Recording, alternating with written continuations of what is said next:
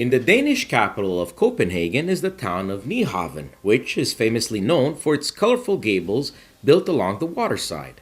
Players will build these facades to fit perfectly along this picturesque harbor scene. The player to best complete this and reach 12 points first wins. On an active player's turn, they'll have two choices. Either pick two cards that are adjacent to each other from the harbor, or build a facade on their houseboard. When picking from the harbor, know that your maximum hand size is 7. Go beyond that, and you'll have to discard down to 7 immediately.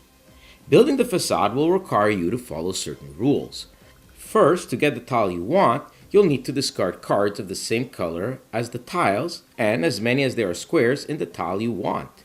Secondly, you'll need to rest that tile on the bottom row or atop another tile. Should the tile placed match the color of another tile it touches, it'll require you one less card of that color to build the tile. If ever a row is completed, you'll score 1 point. 2 points if the row contains only windows. If ever a column is completed, you'll score 2 points, or 4 points if it contains only windows. Next, if placing atop or completing a row that contains this coat of arms, you'll trigger a special action that allows you to take a special tile, placing it right away, take an ability tile that you don't possess, or refresh the ability tiles you used by flipping them over. Let's take a look at these. The first one everyone starts with. Flipping it over allows you to take 2 cards from the harbor, but breaking the adjacent rule. This one allows you to take an extra card after taking 2. This one requires you to use 1 less card to build a tile.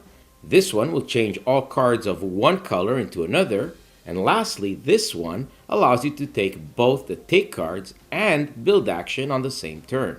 When your turn is over, if you haven't reached 12 points yet, the turn passes to the next player on your left. If ever the deck of cards runs out, shuffle the discard pile into a new deck and take the top 9 cards from it and shuffle the end of the game card into it and placing it at the bottom of the deck. If no player reached 12 points before this card comes out, the game ends immediately and the player with the most points wins. In case of a tie, the player who has the least vacant spaces on their houseboard wins. And that is Copenhagen. As easy as the game is to grasp, it is deceivingly deep in tactics.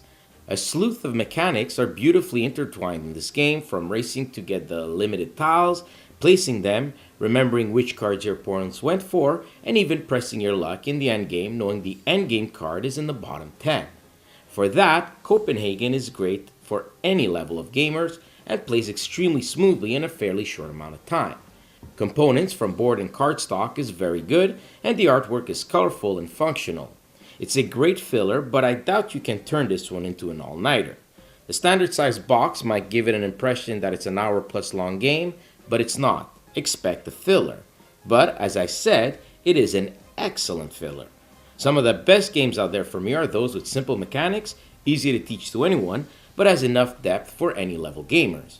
And Copenhagen certainly fits that bill and scores a well-deserved 8 out of 10.